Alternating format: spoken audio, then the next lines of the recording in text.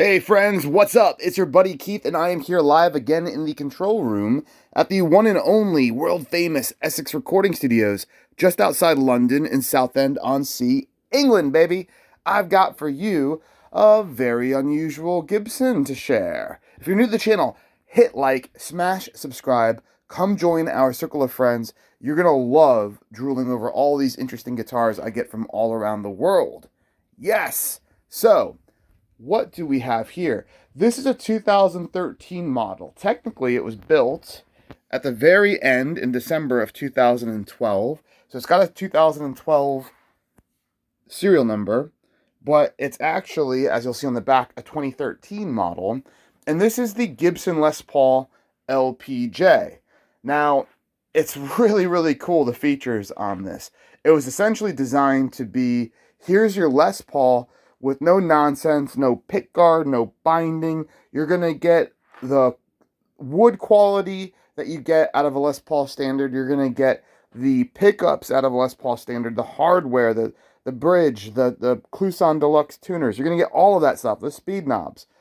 But we're not going to waste money on any fancy schmancy finish.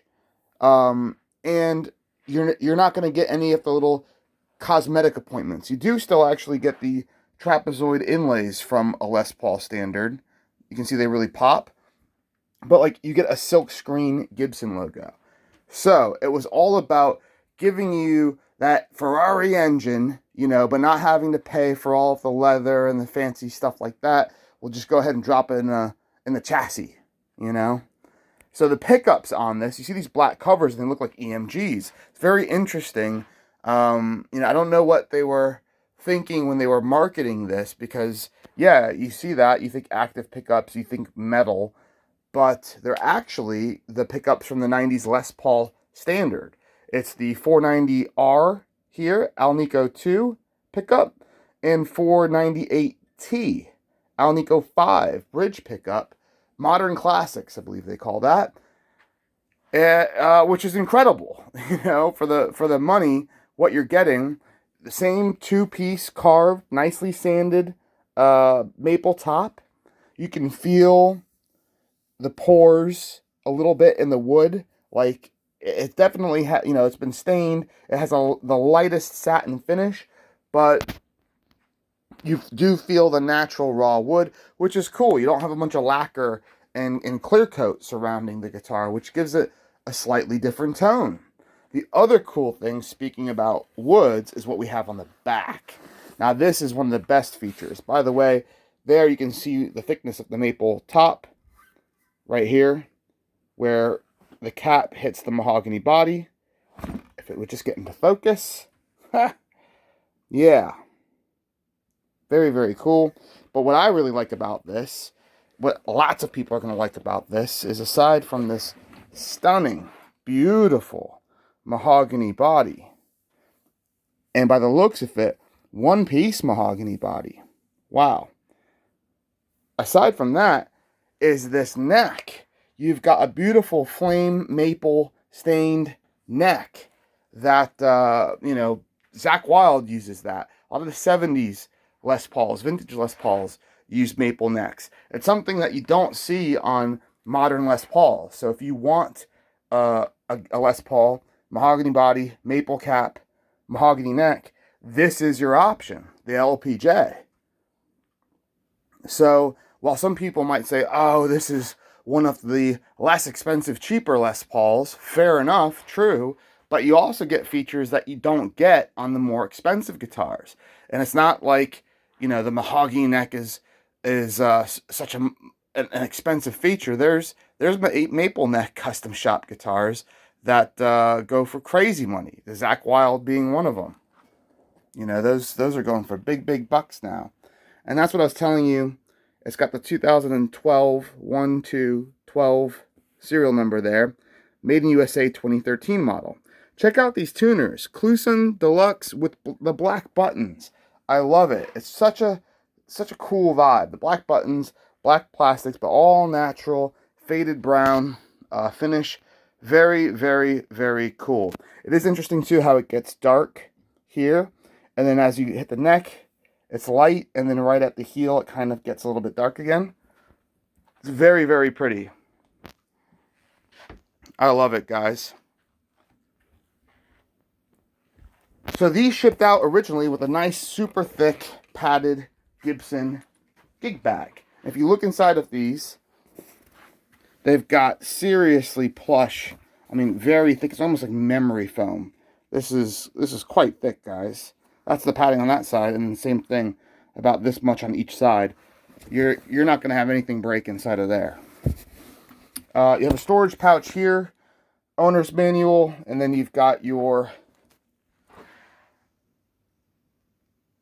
little build sheet here. Mr. Elliott, it looks like, signed it.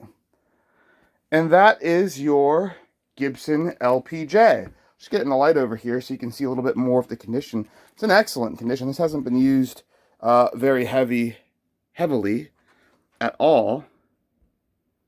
Oh, man, my phone is not wanting to focus these days. Sorry about that, guys. I don't know why it's being so difficult. There we go. So there's the top of the headstock. Nice. Beautiful. I really like the silk screen large Gibson logo. I think it looks super cool. And again, it's having something different that nobody else has. You don't get that with that color, that size on any other model. Black strap buttons, super cool. As far as damage goes, I mean, like, there's like a little ding right there on the edge, but you can just take a brown marker, go over that. It just looks like it's part of the wood. Like, it's not really chipped away.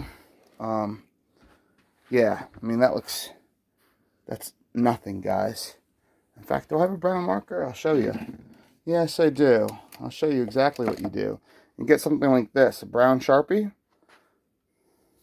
It's a beautiful thing about having a natural finish on a guitar is they're so easy to touch up and to refinish, whatever you want to do. And in fact, you know what? I'm not even sure. I don't think that is a chip. It's not, because I'm feeling it. That is just where I think a little bit maybe of the thin edge has worn. There's no chip there, but it might actually even be normal because you can see light colors faded in the thing. I think it actually is just some of the light coloring. But let's say, okay, it sticks out. You want to darken that up. You just get something like this Sharpie. Cool. And you just go over the edge. And that kind of just darkens it up a wee bit. Not a lot, but it makes it less prominent. And yeah, now I'm looking at it, it looks like it's just more of these light streakiness kind of in the finish. But yeah, not a chip there. I'm just seeing if there's any other things. There's one little guy right here. And again, if we want to take a dark marker and just, let's go ahead and just touch that up a little bit. And just give it a little dab. Cool. Now that's wet, but you can go ahead and blotch it with your thumb. And then now when you come back and that dries, you can see that it's not as prominent and kind of just blends right in with it. Very cool. Nice. Something you can do with a natural finish. I'm just zooming in on it so you can see where the spot is. So that will dry, and it just, you know, a ding is always going to be a ding, but if you get a little bit of lightness and something like this that really pops out, that's it. You just get a dark marker and, like, look from back here, it just, you don't really see it. It just all blends in with the streakiness. Cool. Is there anything else to talk about on this? I don't think so. I think that's it. You have anything else? No, this thing's practically a mint guitar. Let's look at the fretware. I don't think this was played very much. No. Yeah, look at that. There's no indentations. This hasn't been played much at all. I mean, you can kind of tell just how clean it is. If you play this a lot, you will get little marks and lines. I think on the back I saw like a little, let's show you what I'm talking about. There's like a little line right there in the paint. That's just like literally your fingernail can do that, or if you're changing your strings, the sharp end of a string. So it is a sensitive, very thin paint job, but it's pretty. I love all the natural grain in the maple that you get to see through it. Yeah, it's really good looking guitar. If you don't like the black covers, get rid of them. No problem. Throw in a different set of pickups, whatever you want to do.